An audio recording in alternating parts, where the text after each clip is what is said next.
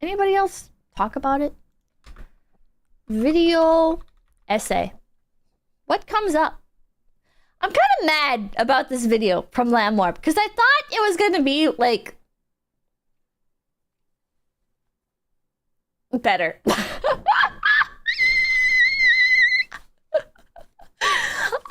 it was gonna be a video talking about like the little elements that make Chilla's art games persist as evergreen content for content creators. Dilding you with a gift PP. But instead, it was kind of just a summarization of a few different games and then him saying 10 out of 10. And it's like, you didn't really describe what made the games good. You just said what happens in them, you know? You didn't what's the genius of Chilla's art games? What's the genius of Chilla's art games? I don't feel like that question was answered. I guess it's not a question, it's just a statement, but there's nothing to back it up. The closing shift is the definition of illusion of choice since the three endings are the same. They're like the least same endings. What? Sith Nazgul, thank you. It's the chinchilling. The closing shift is like one of the only games that has actually different endings in a Chilla's art game. AI comments? No, it's just these motherfuckers that don't play the games. They just watch Let's Players. The closing shift is definitely the scariest one for me. As a woman, that whole situation is a nightmare. For most women, you can literally ask any of your female friends and they'll tell you the same thing. I agree with that one. Fish Biscuit, thank you. Going to loop, wake up for the 10 Pippas saying that, and then sneak in some other Pippa's greatest one-liners and make that my wake-up alarm. Hell yeah. Hell yeah. Nice false ID thumbnail? Yeah, I don't know what's going on here. What? What? Linda Rose, thank you. The stream answered that question. The wagey gameplay. True. I think the scariest games are Karaoke, Closing Shift, and Parasocial because in all three, you can actually happen. What? In all three, you can actually happen? What? As you mentioned it, Chill's Art has a brilliant business model. Low-budget games that are still so extremely good and popular. These comments make no sense. These comments make no fucking sense, bro. It actually works in their favor that they use low quality because the games use that to their advantage. As a woman, a lot of Chilla's art games are so terrifying because they're realistic. Games like The Closing Shift and Parasocial are games about things that can and do affect women way too much. The Closing Shift is especially chilling because no matter what you do, you are still taken by the stalker. These games are so effective and hopefully can make people aware of these issues more. What are these comments, bro? But it got a heart. It must be good. AI comments? They feel like AI comments.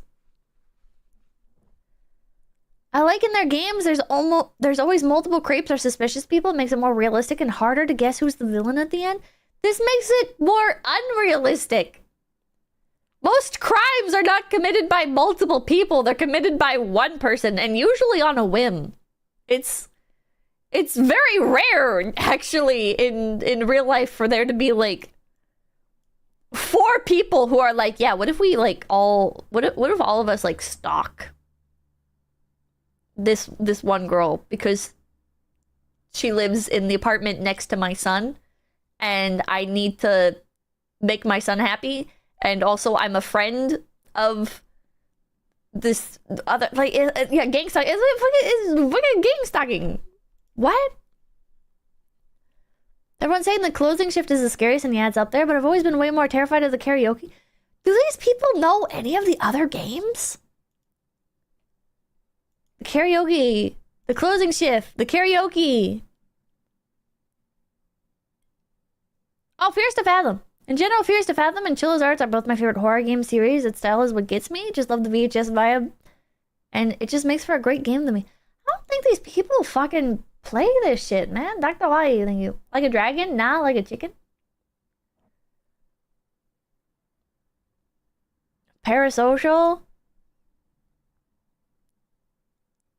I can't get over the fact that the ending of this video, too, is just this guy doing a let's play, man. Oh, here's a different comment. Amamanto is based on a Japanese urban legend, and the legend says that if you're in the toilet and you come out, then there's gonna be a blue and red toilet paper. If you choose red, Amamanto will stab you. If you choose blue, he'll choke you.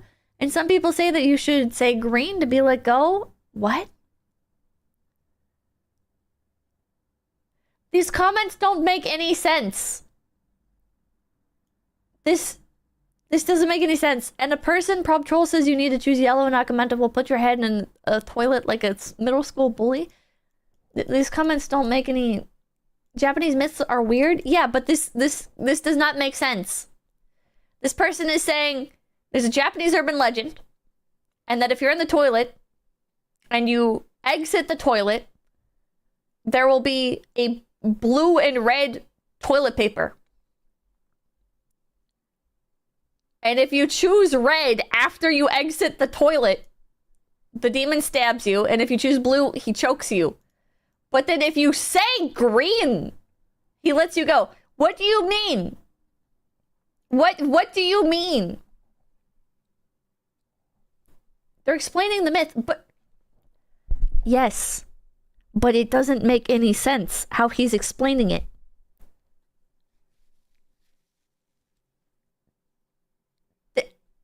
This doesn't make any sense. He's saying you walk out. The trick is to not answer anything. This doesn't... You guys are trying to find solutions for something that doesn't make any sense. That internet is real. That internet is so fucking real. What don't you understand? Okay.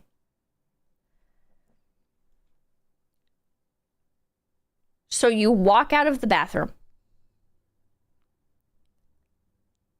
Outside of the bathroom, you're confronted with a roll of red toilet paper and a roll of blue toilet paper. If you say out loud, green, you can escape from the demon. If you choose one of the two different toilet papers, you will meet your end. If you pick up yellow toilet paper, your head is put into a swirly. Do you understand how this doesn't make any sense? Right? What's confusing? What do you mean, what's confusing?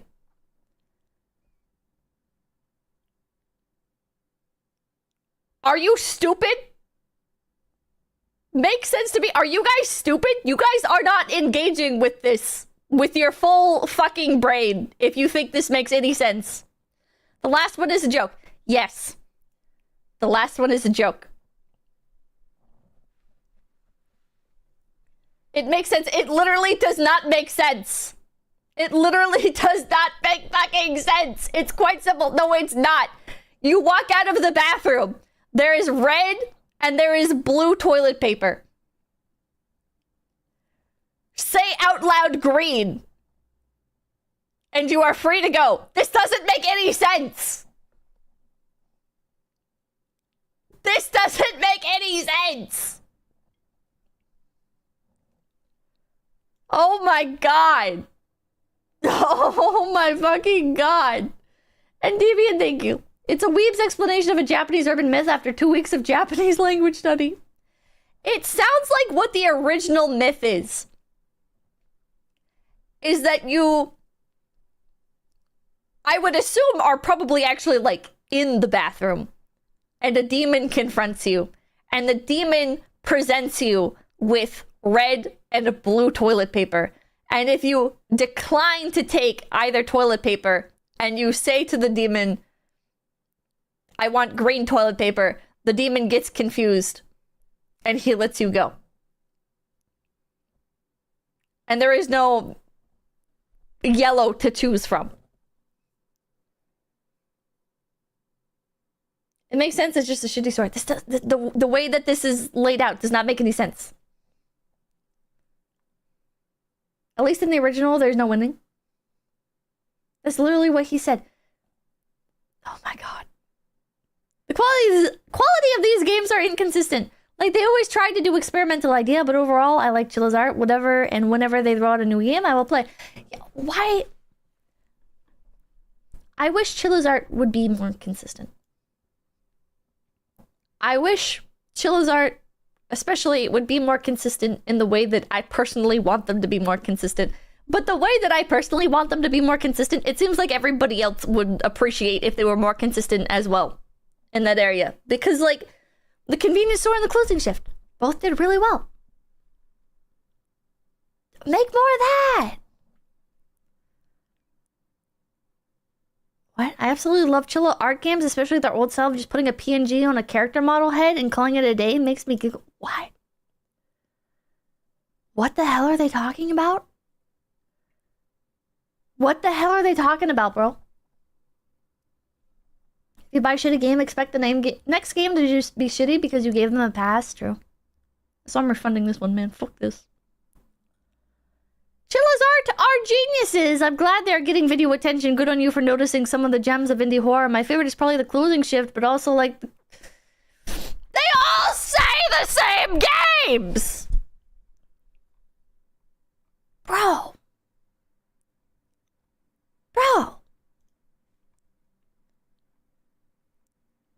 Is there really no other video talking about Chilla's art?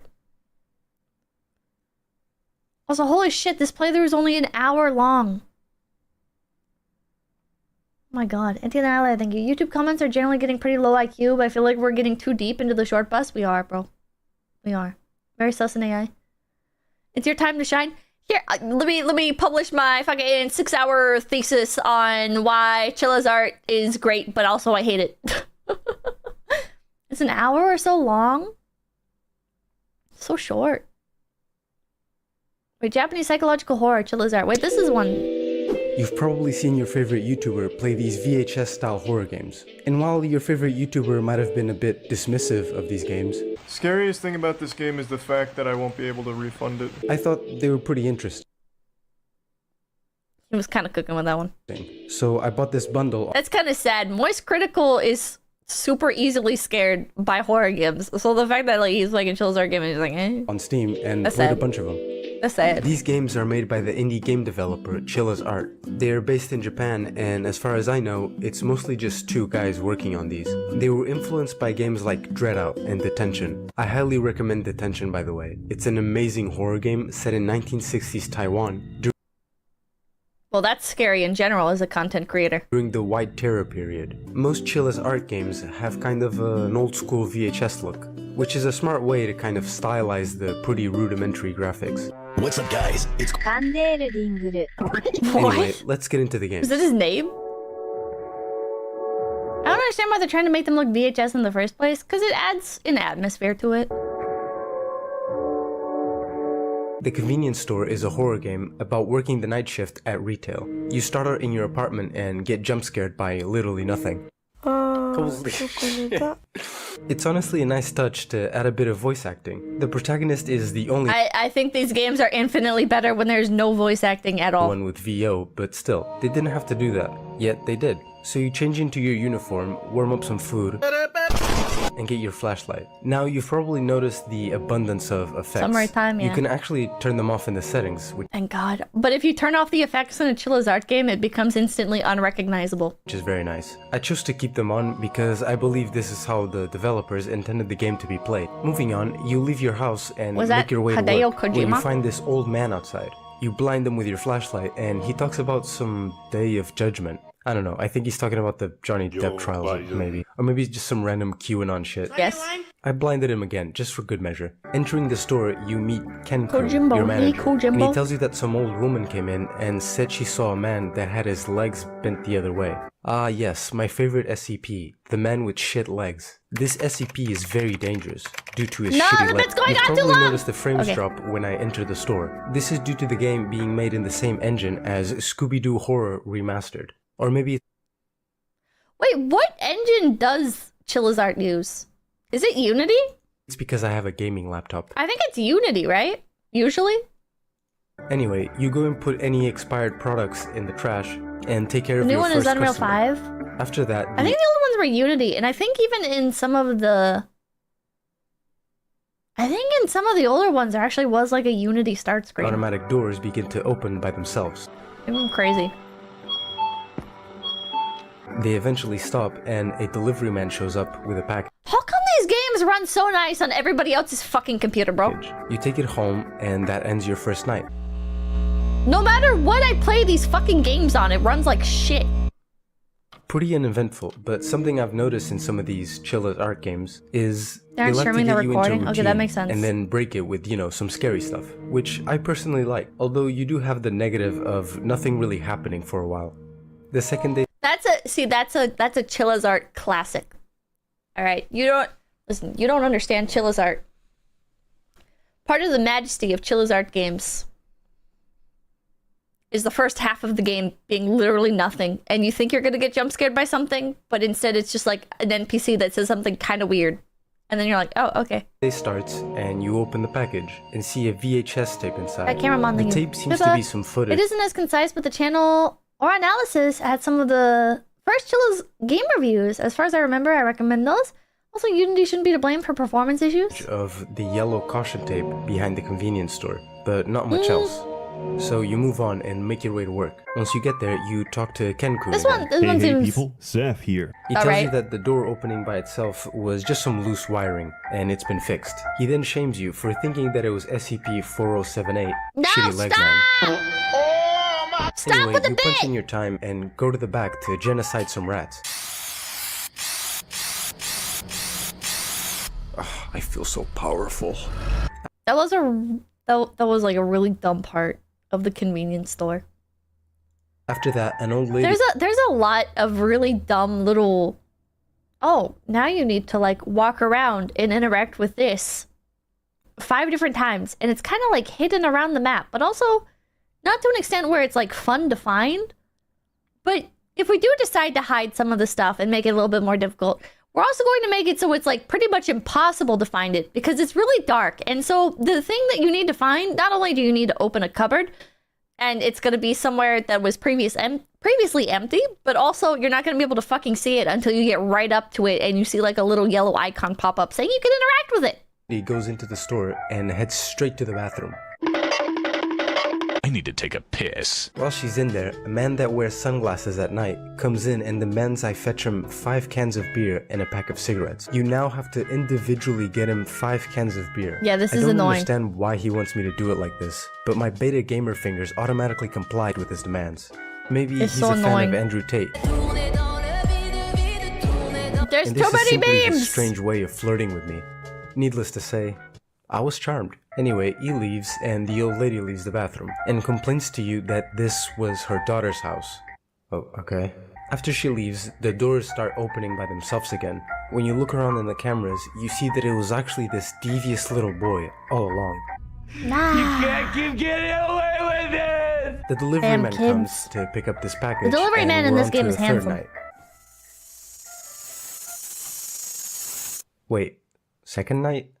I guess the first one didn't count. As you wake up, you hear a knock on your door. Eh? You go to check it out, and it's another tape. You pop it in, and... When does he stop summarizing? Oh, does he just summarize the it's entire just more thing? of this. You get your umbrella, and you're off to work. Is that it? Is that it? Sorry, I was jump scared, so you will too. You punch in your time as usual, and Is he get to narrating work the whole... I think he restocking the is. I don't shelves. think he's When this actually going to talk about it. I think he's just narrating it. guy Hamada comes in to fix the AC. You then go on the cameras and watch him, like a total creep. It seems like he left something inside the vent, so you open it up to find a key. This key goes to the shed behind the caution tape, but you can't enter because... Why is everything just a summary? Does anyone have anything to say? Does literally anybody on YouTube have anything to fucking say? Ever?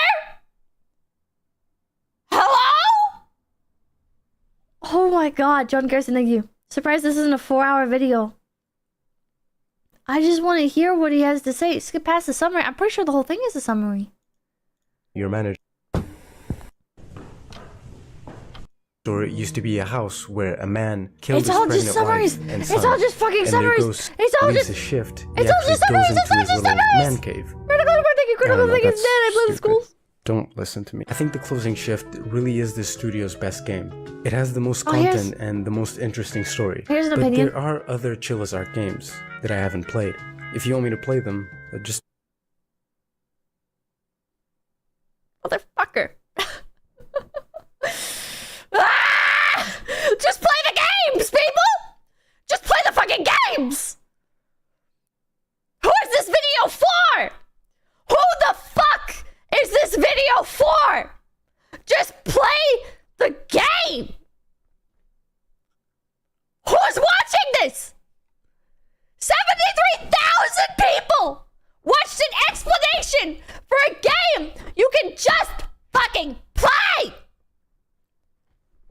Hello? Do people not like video games anymore? Are people just done playing video games? Is this why every game that comes out now is just fucking streamer bait? Because nobody wants to play fucking video games? Watching it is free, the games are not. Just pirate it! Like everybody else! Pirate it! It's fucking Chilla's art! It's like the top link! If you just search for it! Just pirate it! Who fucking cares? Postal Nate, thank you. If you really want video game analysis, just watch Running Shine, especially the Yick one. I don't need like full-on analysis, but like I typed in Chilla's art, hoping for anybody, to have some sort of opinion. But everything's just a fucking summary with, I guess it is an opinion of like, this is great. This is great. This is good. Yay. Chilla's art is so fantastic. Please have, like, I'm asking for a little bit more. I'm being greedy here, but I'm asking for a little bit more. Please say something other than just, the game is fucking good. Please, have a fucking opinion. Please. Voice and thank you. Pink Rat Joe Pesky is right. Nothing but AI summary slop in YouTube now. Nuclear Helper, thank you. There are people whose favorite game console is literally YouTube, which is why every video essay is this. Hey, Lombardo, thank you. Meanwhile, I try to find gameplay of things I'm interested in on YouTube without people talking over it and trying to be funny. Just type in silent playthrough. Balbe, thank you.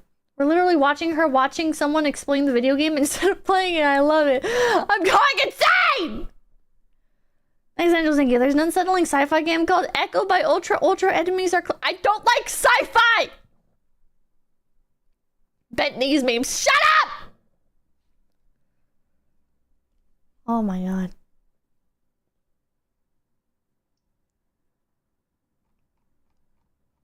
Why? Or no commentary. Yeah, plenty of no commentary vids. She hates good settings. I hate sci-fi. I do not enjoy sci-fi. I don't think sci-fi is like objectively bad or anything, alright? I'm not like sci-fi content shouldn't exist just because I don't enjoy it. But I am like, if I have the option between like thing A and it's like medieval fantasy and thing B and it's sci-fi, I'm picking A. And if you say I can't pick A, then I'm not picking anything. I refuse to engage. Something has to be like really, really, really like heavily acclaimed. Not like critically acclaimed. I'm not like, oh man, I need some fucking critics to tell me that a video game is 10 out of 10 or whatever before I'm willing to play it. But like stuff like Dead Space, you know, that's something where it's like, okay, like this is pretty unanimous. Everybody loves Dead Space. Okay, fine. I'll try Dead Space. You know? I'll take sci-fi over medieval fantasy any day. I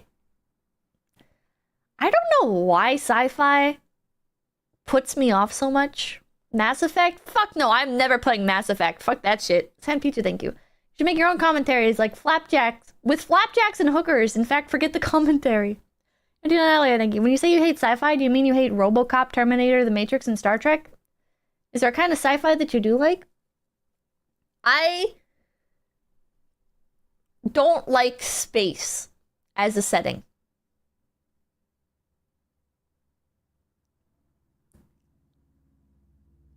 Something can be sci-fi and it's just like futuristic technology, and I'm a bit more okay with it.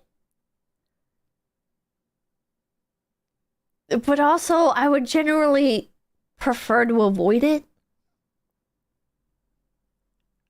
Scared of space? I'm not scared of space. I just... The, like, clean metal interiors of, like, heavy industrialization, sterilized, and almost always designed to be a critique on capitalism and progress annoy the fuck out of me. It annoys the fuck out of me, man. I get so tired of like, oh man, look, we're in space because people killed Earth.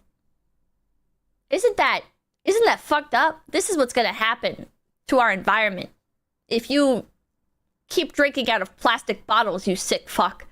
I'm sitting here like, bro, I'm gonna fucking keep using my plastic bottles, and I'm gonna use a plastic straw just to spite you. Fuck you. Like, okay, not really, but Pippa, not all sci-fi is like that. No, not all sci-fi is like that, but it tends to be the average. Firefly? I didn't like Firefly. I tried watching it. It's like, because if there is something that's like, oh, look, it takes place in space, but it's not clean and like pristine industrialization. Actually, it's like gross industrialization. It like everything's kind of like rusted and beat up. Isn't that like crazy? Our main character is a rebel. And I'm sitting here like, yeah. Yeah, they're a rebel. Are they gonna go around and fight like space Nazis and shit? Is that gonna be what happens here? Shocker. Usually is. It's like, oh no, some fucking alien race or the humans are setting out to genocide some other race, and you're sitting there like, I don't want to like watch this. I don't want to watch this. It's boring to me. It's fucking boring, man. It's like, it's just boring. I don't know how to fucking describe. Like, I don't know how to like fucking pinpoint what exactly is wrong with it, because it's not like I love reading the same shit over and over. You know, I love villainous isekai, which is just like the same few plots copy and pasted and slightly adjusted, right? But I don't enjoy it with sci-fi. I don't like the one. I don't like the couple of plots that they keep reusing over and over. It bores the shit out of me. What about Stargate SG-1? Okay, Stargate SG-1 is kind of a banger. Stargate SG-1, that one I was like, all right, we're getting into like some more interesting shit here. All right, so you got like this fucking portal that will take you to like all of these different planets, and it's basically like you put in these codes, and these codes will take you to these other portals on these other planets that like some sort of like ancient civilization or something built. I don't know, that's interesting. We're kind of getting into like ancient futuristic technology. That's pretty interesting. Huh. Stargate skips space. I think it's because Stargate doesn't usually have space in it. And when they did have space, they had cool ass space Egyptians, which was like, that's That's funny. I like that. And I think it's the characters in Stargate SG-1 as well, where you have like these rough and tough like military guys and stuff that aren't the bad guys. I think that's another thing that annoys me about like a lot of sci-fi stuff, where it's like, guys, the military is bad. Guys, isn't this subversive? The people that are supposed to be protecting the human race, actually they're the bad guys. Isn't that crazy? What if sometimes like the military was bad and you're sitting there like, bro, come on. Yeah, that's fine. You can do that. You can, but come on, like every fucking time, bro, stop reusing this. Why are you reusing this over and over? Yeah, Avatar, I fucking hated Avatar. Did you hate Avatar? I hated Avatar, man. Avatar is like, oh, you know what? Yeah, this is like, here's the experience. Watch, Kaneko, I'm not ignoring your super chat. I'm sorry, I'm like on a tangent right now. I will thank you properly in a minute. You're watching James Cameron's Avatar, right? And you're at the beginning, you're like, wow, like this is cool. This is kind of crazy, you know, like it takes you like 7 years to get to this planet. It's so far out of the way. It's like a big commitment to be like, yeah, I'm going to go to this planet. This is like that's interesting. Like right out of the gate, it has stakes, you know? You are committing to being on this other planet. That's an interesting concept, you know? A lot of space movies, shows, a lot of space media is like, oh, you go somewhere and then you can just fucking teleport right back. Doesn't matter, you know? But in this, it's like, oh, you know, like you're really committing to going to this place. This is like, it's interesting because it makes you feel like, it makes you think of like old explorers, right? Of like, sailing to the fucking Americas, like this is going to be a trip that takes like literal years, and you can't just come back, you know? You're crossing the fucking ocean, buddy. It's going to take years. It's a one-way fucking trip.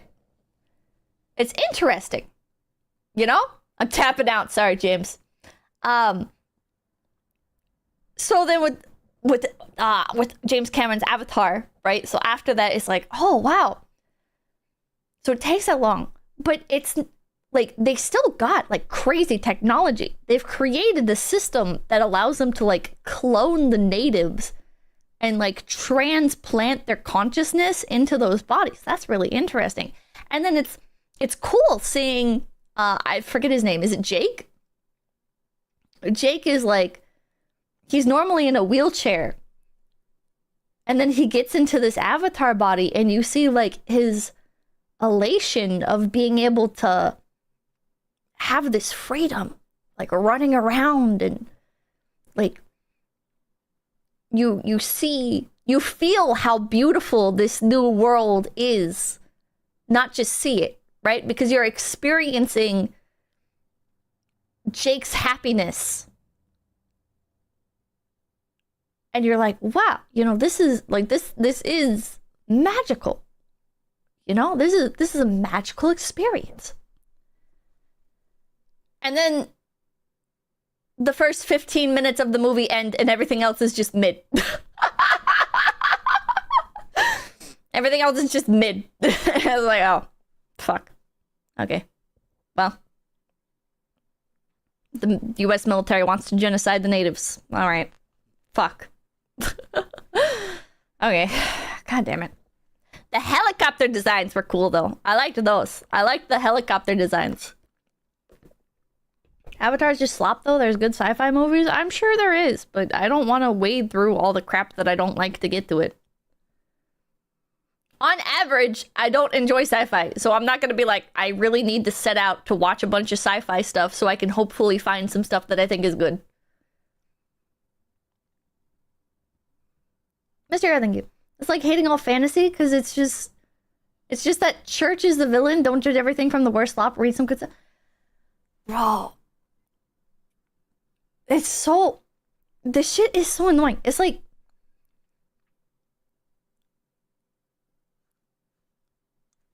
Why, if I don't enjoy the most common tropes of a genre. Why should I sit there and spend my valuable time wading through a bunch of it, hoping to find good stuff? If I stumble across the good stuff, that's fine. That's fine. Like Stargate SG-1. I enjoyed Stargate SG-1. I'm not saying all of it's bad. I'm just saying anime is bad because there's 2,000 isekai. There's not. You are making up arguments. You are putting words in my mouth. I said I understand why people enjoy sci-fi. It's just not for me. Why are you trying to be like? It's the same thing with like you using that argument like of anime is bad because there are 2,000 isekais as they. It's like, yeah, I agree with that. If somebody doesn't want to watch fucking anime because like they don't want to like wade through the fucking seas of shonen and isekai shit, well, fucking fine. I'm sure there's some anime out there that they would enjoy. But it's like, I'm not gonna be like, oh, yeah, you should, why aren't you watching a bunch of anime to try and find stuff that you do like, bro? No, fucking, like, the bulk of shit that's coming out is exactly that. It's exactly fucking isekai, and it's a bunch of shonen shit. So there is some stuff out there that maybe they'd enjoy, but if they don't have any sort of like, oh, like this is, like, they're gonna have a hard time enjoying anime if they don't already enjoy anime. I know that sounds fucking insane, but like, anime is like a very specific genre. Or, well, it's a specific medium. It's not a specific genre, but it's a very specific medium. And 95% of the shit in that medium carries over the same old tropes. I say this as an anime enjoyer. The bulk of anime is the same. Kaneko, thank you. Thank you so much for the $100. Thank you. You're traveling through another dimension, a dimension not only of sight and sound, but of mind, a journey into a wondrous land whose boundaries are that of imagination. Your next stop, the Twilight Zone. Thank you. I've never seen the Twilight Zone. I know there was the movie that was like a set of 4 anthologies or something like that, and in one of them, 2 children and an adult man lost their life to poor working conditions. They got hit by a fucking crashed helicopter. Billions faithful horse, thank you. I agree sci-fi is lame and aesthetically unappealing. I had a D&D DM trying to make human/capitalism bad, go to space campaign. He kept saying the America of the fantasy world ruined it all. I left. This is so much of it is, man. This is so much of it is. Like Cyberpunk Edgerunners, I enjoyed that. And even that is the same, like, capitalism bad. The further development of human society bad. Like, oh my god, dude. Industrialization bad. Everything's bad. Everything's bad. You're like I don't know if it is or isn't, but also like I don't really want to like I don't. How do I say this? I'm not interested in this topic. I'm not interested in exploring these ideas, and so the bulk of sci-fi stuff just doesn't interest me. Well, it was easy. Thank you. Warhammer 40k, the Imperium of Man isn't exactly good, but every other faction is absolutely sucks. So they're good by default. It's not supposed to be a criticism. Humanity is just the best it can be. Idiot Carrot, thank you. Edgerunner wasn't capitalism bad. It was poor is bad.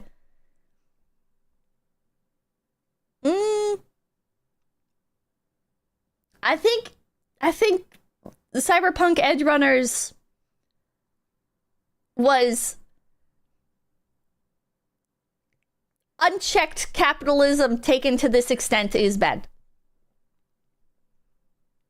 That's what I got from Edgerunners, because it's literally like everything costs money.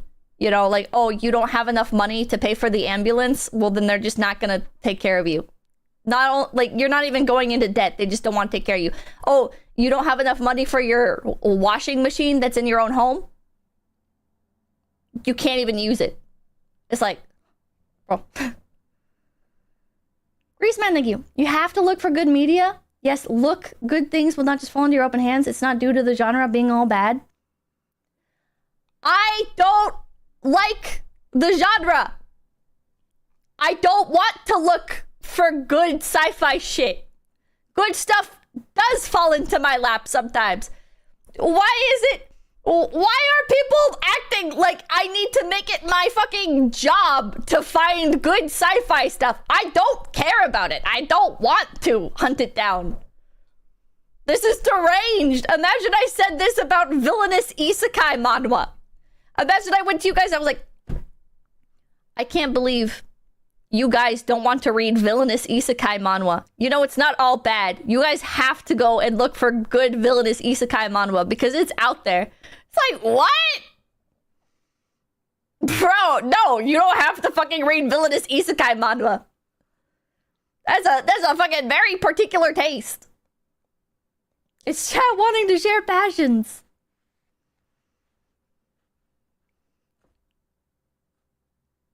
I appreciate you guys wanting to share your passions with me. However, no sci-fi. I love you, thank you. Joke's on you, I love slop like that. Oh my god. Eat it, Pippa! Narrow interest is not equal broad interest. I would say sci-fi is a pretty narrow interest. I mean, you can get like very broad with it. Like, oh, sci-fi is everything from The Matrix to James Cameron's Avatar to Warhammer 40k. Which is why I'm not like completely opposed to it. It's just like, it is a red flag to me. It's a red flag to me. Autonomous Stick, thank you. Original Star Trek was about a sci-fi utopia's best exploring the unknown. That sounds interesting. Mate, thank you. Villainous Isekai. Watch Tensei Oji-san yet? The new anime about an old salaryman reincarnated as the villainous. I have not. Paul Ben, thank you. You're cute when we argue with you. What the fuck? It is, oh my god, it's like the most broad genre.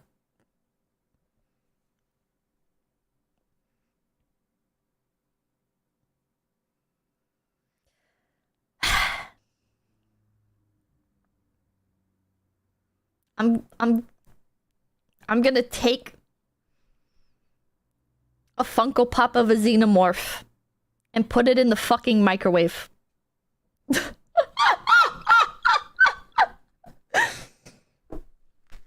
I'm gonna do it. You're pushing me to this point, chat.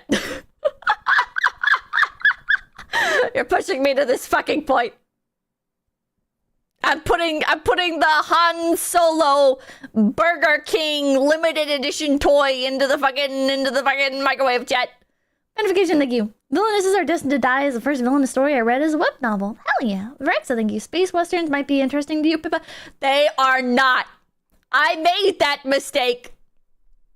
I already made that mistake. Oh, wow. Space Western. Huh. That could be No, it's not interesting. It's not interesting at all. Space Westerns are made by people who do not like Westerns. Space Westerns are made by people who fucking hate Westerns. And they're like, what if I do like a... what if I do like a more interesting parody of a genre that I hate? That's like every Space Western. What is wrong with people? No, Cowboy Bebop. Cowboy Bebop is the only one that gets a pass. Cowboy Bebop is the only one that... Okay, Trigun. Okay, well, Trigun... I don't know how much of a space western I'd classify Trigun. But I guess if we are counting it, and I can see why it would count. Okay, that one gets a pass too. Cowboy Bebop and Trigun. What about Outlaw Star? I've never seen that one. Next Angel's thank you. Echo is different though. It had an impressive atmosphere like Silent Hill. It's what all horrors a player experience. This are caused by tech. Maximum Blue Dude, thank you. I love villainous Isekai manhwa as a 35-year-old man. Trigun is totally a space western. Outlaw Star, grappling ships. Maybe I'll try Outlaw Star. I don't like sci-fi except all the sci-fi I like. There are exceptions. It's not like a hard and fast rule. Like, why are you guys taking this to such a fucking extreme? I'm not like, I will never consume sci-fi. It's just, in general, I don't like it. Sleepy Dan, thank you. Because you're wrong? What do you mean I'm wrong? How can I be wrong about not liking sci-fi in general? Sleepy Dan, thank you. Allow me to recommend my favorite sci-fi anime. Legend of the Galactic Heroes has space battles, but it's mostly about politics and drama. That's that one that's popular on 4chan. It doesn't look interesting. I'm sorry. Ashkai Joni, thank you. Ghost in the Shell? Slobbery Pants, thank you. Anyone else pre-order the Jill Stingray pop-up parade? Can you list 5 reasons why you are wrong? Fuck off. You can't thank you. Have you ever seen the Red Line movie? It's free on YouTube. I'm gonna get a lot of hate for this one, but I tried watching the Red Line movie and I fell asleep. I'm sorry. The visuals are really cool. The premise does not interest me. Person who with the Japanese name that you're 500 yen. Pippa, people hate you for saying that because lots of sci-fi people, even those who don't play it, just want you to fit in and be part of their discussion no matter what. Sunbaka, thank you. Why is it so hard to accept that some people don't like the things you like? It doesn't mean they're bad, it's just that someone doesn't like it. I'm sorry. I don't remember the plot at all, but it was pretty to look at. Exactly, die. Exactly. Exactly. Redline, the experience watching Redline is like, wow. This animation is crazy. Holy shit. This is extremely visually interesting.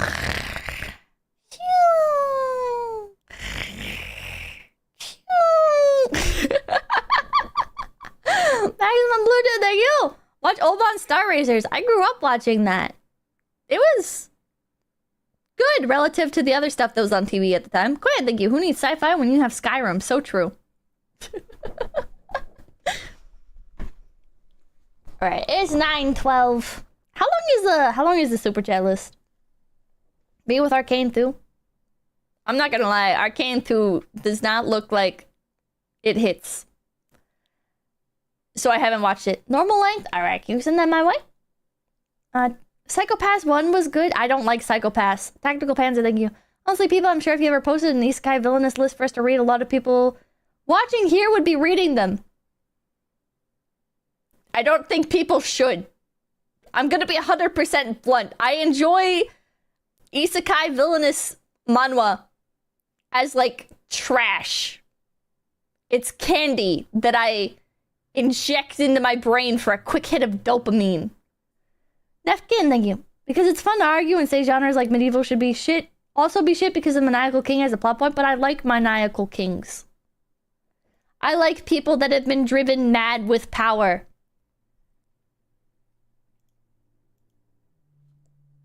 Next Angel, thank you. I personally just want to see your reaction to Echo and see if you get panicky and paranoid as I did when playing it.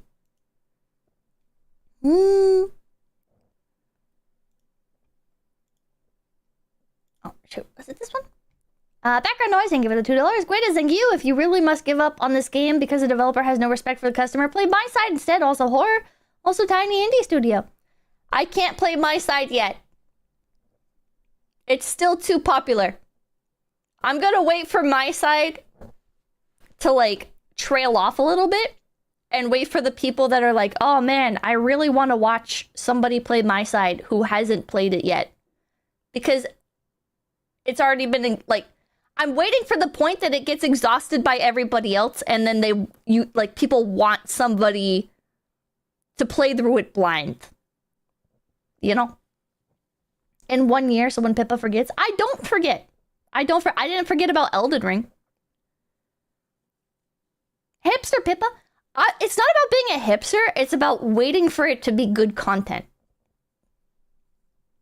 Gratification, thank you. I feel the same way with some Chinese martial arts manga. It's trash, utter trash, but I still read it. Hell yeah. It's literally what I want from you right now, though. But everybody's playing it. Everybody's playing it. You gotta let the algorithm ferment. Yeah. You know, let it brew. It's oversaturated at the moment. It is. Background noise, thank you. Greatest, thank you. If you really must give up on this game because... Oh, I read that. Hedgelair, thank you for the $2. God hates taxes. Thank you for the gift sub. Thank you, thank you, thank you. Holy shit, Anon, thank you for the $1,000 fucking dollars. Jesus fucking Christ. Jesus Christ, man. I was also introduced to VTubing through you. Your content is always entertaining. And I'm also grateful for the introduction to their face talents in any event. You've certainly earned this and more. And then another $500. Holy fuck, man. I had intended for the first to also be anonymous. Rip. Oh, okay, yeah, yeah, archive bro changed it to be anonymous. So I did not see what your name is. So I will just appreciate you as Anon. I just like lifted my hand to salute you. I'm a fucking idiot. Thank you, thank you, thank you. Thank you, thank you, thank you. It's very kind of you. Thank you, thank you, thank you. Thank you, thank you, thank you, thank you. It was very kind of you, man. Thank you, thank you, thank you, thank you, thank you. Thank you, thank you, thank you, thank you, thank you. That's an absolutely insane amount of money. I very much greatly appreciate it. It was very helpful. Thank you, thank you, thank you, thank you. Thank you so much. Jesus Christ! You didn't have to send like another $500 fucking dollars. You could have sent like a $1 donut, like that was meant to be anonymous. But thank you. Thank you very much. It's very kind of you. Very overly generous. Thank you, thank you, thank you. Man just kept Phase Connect alive for another 2 weeks.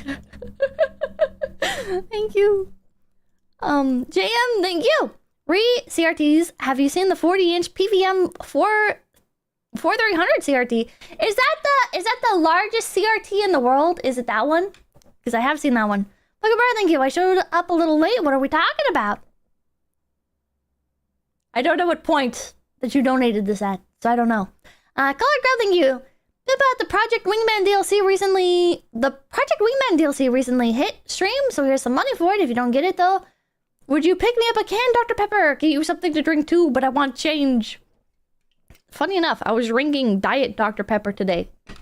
Because I found one in the fridge. We're out of soda. We're out of fucking soda. I need the... I always let it get to the point that it's too late. I really need the... like, stockpile on it and...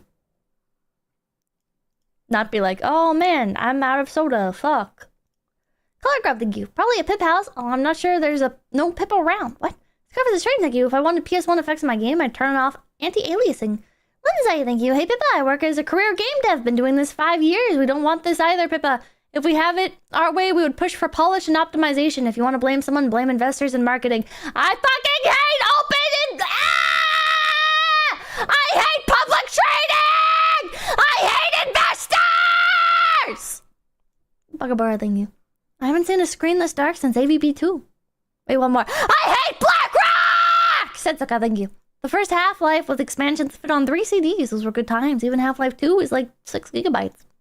Anti-Annihilator, thank you. Are we sure this guy isn't one of the Chilla's brothers? Spider Dude, thank you.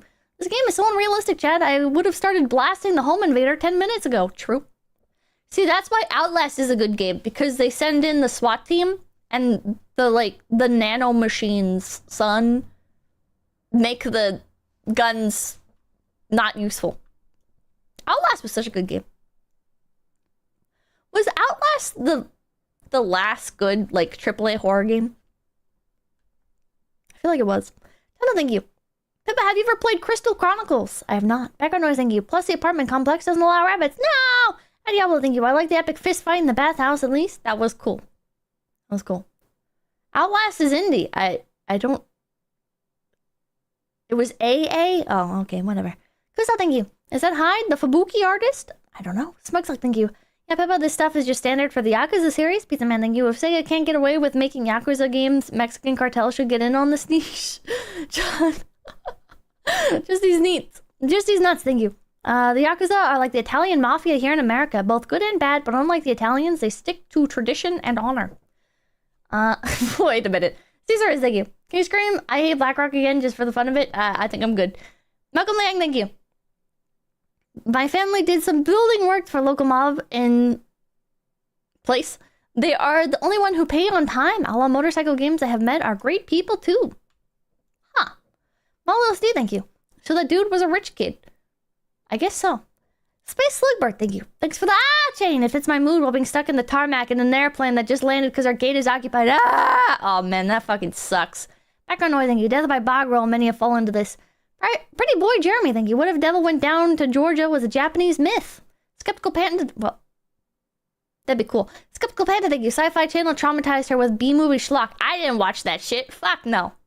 Fuck no. I was kind of traumatized by, like, kids sci-fi novels at, like, the Scholastic book fairs and stuff, though. Those were always really bad. Nafkin, thank you. Not a speck of mold to be seen. Mr. Girl, thank you. Pippa, imagine what Star Trek is like and based her opinion of all of sci-fi on that. I have no idea what Star Trek is about.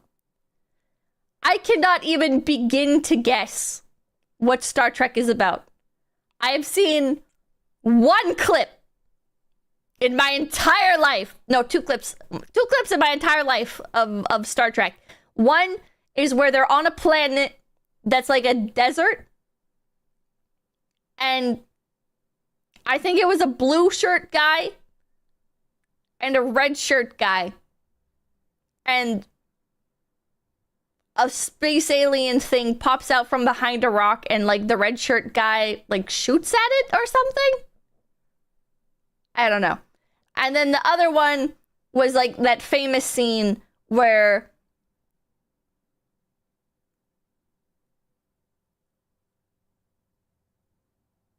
is his name Kirk or Picard?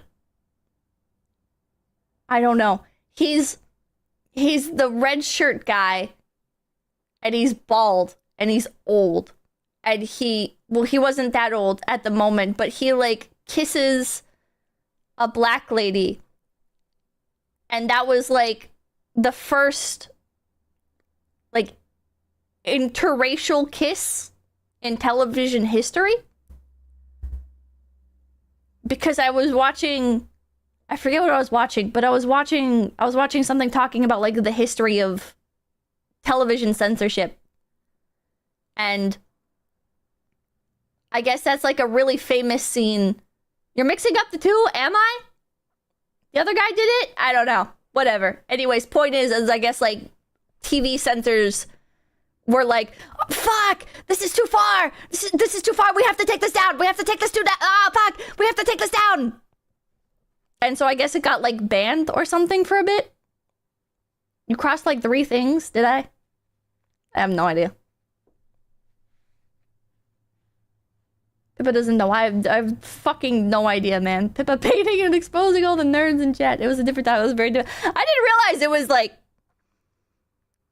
Before that video, I didn't realize, like, quite how extreme TV censorship was. And I guess still is. TV censorship is still like... It's still really, really bad. Like you can't even say like fuck on television. Like that's... If you do, you have to... I guess you have to like pay money or something to the broadcasting station and get like permission to say it. It's fucking deranged. No wonder TV's dead. Yeah, no wonder why the fucking internet got big. It has to be after a certain time. It's some crazy shit. Sunlighter, thank you. What's your opinion on Star Trek? I have no opinion. I know nothing about it. The only thing I can say about Star Trek is some good memes come out of it. Ashkadioni, thank you. The Ferengi are badasses. Capitalism for the win. Lenuru, thank you.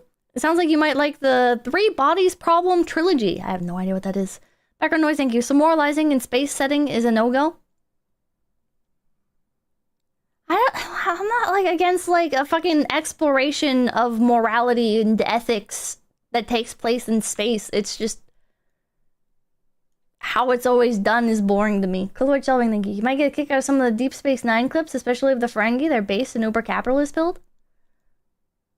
Deep Space Nine. I don't think I've ever even heard of that. Maldosi, thank you. That's just modern sci-fi that's written by uncreative, wealthy writers who want to finger wag at their audience. A lot of us sci-fi fans are tired of it too.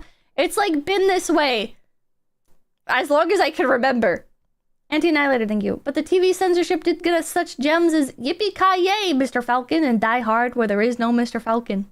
What the fuck? Next Angel, thank you. Only the beginnings of Echo is on clean, sterile spaceship. The rest takes place in a planet-sized liminal version of Buckingham Palace or Versailles. Background noise, thank you. Hippies in space make the rabbit rage. True. Toasted Engineer, thank you. This is the equivalent of someone saying, I don't like chocolate ice cream, and you eventually find out she's only ever eaten frozen dog turds. Ruby Nazar, thank you. Ever try playing Metroid? All that shit scares me.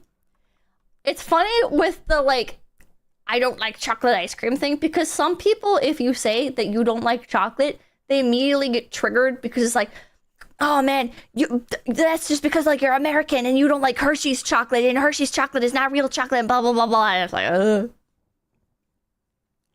I know I personally only like fake chocolate.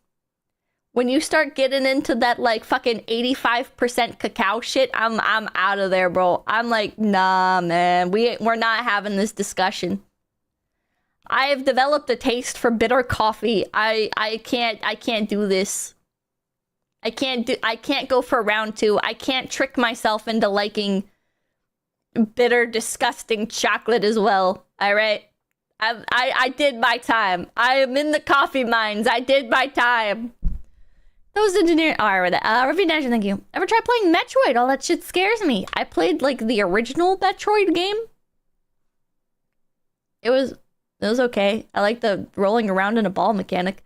Buddy Jones, thank you. Yo, Pips, when are you gonna play Funger? I don't know what that is. Right guy, thank you. Strawberry ice cream is superior to chocolate. Oh wait, is Funger fear and hunger? Buddy Jones, thank you. Thing that's crazy. Enjoy Funger fans? Fear and hunger? Is that what you're talking about? Paul Ben, thank you. What about Terminator? Terminator's cool. Maldus D, thank you. Arguing over insignificant things in fiction is part of nerd culture, Pippa. True. Infernal Saxon, thank you. Fantasy and sci-fi have tons of range. It's tiring. Spider Dude, thank you. I agree, Pippa. I don't watch Precure / Mahou Shoujo, so even if there is something peak of the for the fans of the genre, I'd probably still not be interested. True. It's kind of funny because when you think of like the magical girl genre, if you ask like the average anime fan, like, oh, what's your favorite magical girl anime? Like, the vast majority of people, unless you're talking to a woman, are gonna say Madoka Magica. And Madoka Magica is not like a normal like magical girl anime. And so many like magical girl genre fans got so fucking mad with the Madoka Magica shit because I guess like a bunch of like that's how the genre ended up shifting, is to people trying to like recreate Madoka Magica's appeal. I was never like super into magical girl stuff. Like I liked it growing up, you know. I watched Sailor Moon and Cardcaptor Sakura and I liked it. I tried watching Precure. I can't remember which one. It was cute. Gabriel Campos, thank you. Dark chocolate tastes sweet with whiskey. But it's funny how like there can be such outliers in a genre, I guess. And how it can make the entire genre shift with it. Cyberstream, thank you. For all I care, Hershey is real chocolate. If it needs a green card and comes overseas, it ain't American. What the fuck? Nuclear Helper, thank you. You don't put milk and sugar in coffee. I only put milk in coffee. I don't add sugar to my coffee voluntarily. I'll put coffee creamer in my coffee, and usually that has sugar in it already. But I would prefer just milk. Thanks, Angela, thank you. I get annoyed that my relatives prefer plain vanilla ice cream over the more exotic flavors like chocolate Reese's peanut butter cheesecake. Good old vanilla is fine, in my opinion. I think vanilla is just one of those flavors where if you get cheap vanilla, it tastes terrible. Big Igloo, thank you. Make the Funko Pop microwave video an ASMR video, please. The last one was peak. D Rockwell, thank you. Chat, remember Pippa is a woman. Nice save with the pop microwave threat. Vanilla's premium. Good vanilla's the best. Alright. Flaky Mom, thank you. Ghoul Ducat did nothing wrong. Zachary Vlog, thank you. You have a different opinion. Subscribe! Varaxa, thank you. I love super dark bitter chocolate. Not a fan. My favorite ice cream is pistachio. I don't know if that's a flavor most people have had, but because I know I struggled to find it, but I had pistachio ice cream when I was younger, and ever since then, it's always been my favorite. I don't know why. It's so hard to find. But when I do find it, it's usually not pistachio flavored. It's usually vanilla ice cream with little bits of pistachio in it, and I want to kill myself. It's fucking annoying. I don't think ice cream parlors should be allowed to do that. I don't think they should be allowed to make vanilla ice cream, put some pistachios in it, and say it's pistachio ice cream. Because it's not. It's a vanilla ice cream with pistachios in it, which is very different. Imagine somebody sold you chocolate ice cream, and it was vanilla ice cream with fucking, like, little tiny bits of Hershey's chocolate in it. It's not the same! It should be green! It should be! It should be green! Pistachio ice cream is very popular in Southern Europe! Fuck, I gotta go to Southern Europe. Very good, thank you. Similar to saying I don't like visual novels, Class of 09 is the only good visual novel. The deconstruction being popular must be annoying to regular fans. Yeah. I'm fine with deconstructions. Even when I'm super into a genre, I think deconstructions are really fun. I think the fans that come out of deconstructions can be really annoying because they'll be like... A deconstruction needs to, like, be segregated into its own genre 9 times out of 10.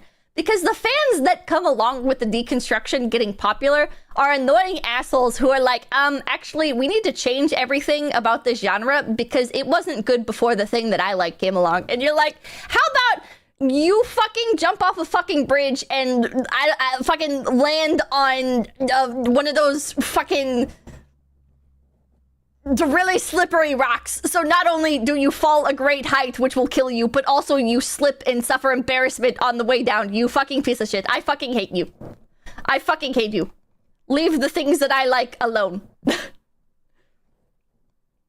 Avocado ice cream with tuna. Ew, what the hell? That sounds nasty. Alright, I'm hopping off of here. Thank you guys so much for stopping by. My name's Pumpkin Pippa, and I will see you tomorrow. Hold to cringe. Till day chillas away. Till day chillas away. Till day chillas away. Till day.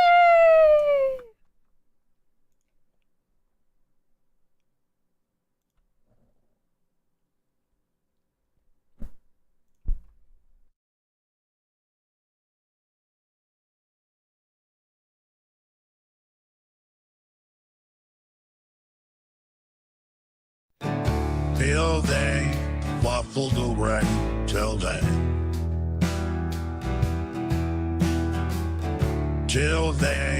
waffles away,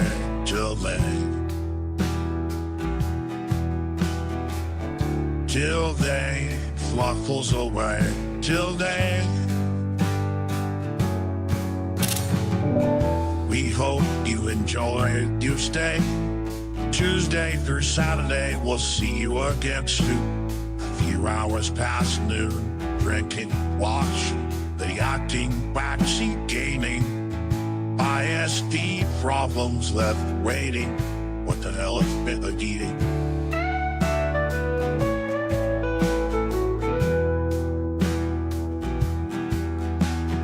More month spam as chatters go ham. This super chats, but we'll pit bossing come back. We hope you enjoy your stay. Your favorite streamer's line. So today, she'll be offline. Completely, we'll see you again soon. Need a life can bar to the outro too. Next stream we'll argue and laugh. Next stream we'll have a blast. Stick around to see the little range. Meet the chat rules and say, hey dude, we'll stream again soon, come back again. And remember us when you hit message send. Till they waffles away, till they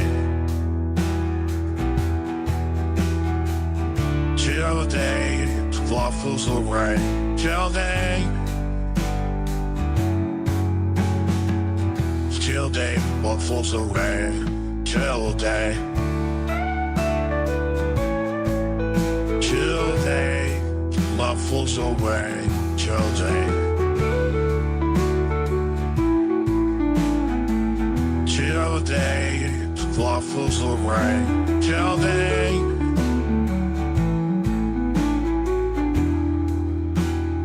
Chill day, what falls away, chill day.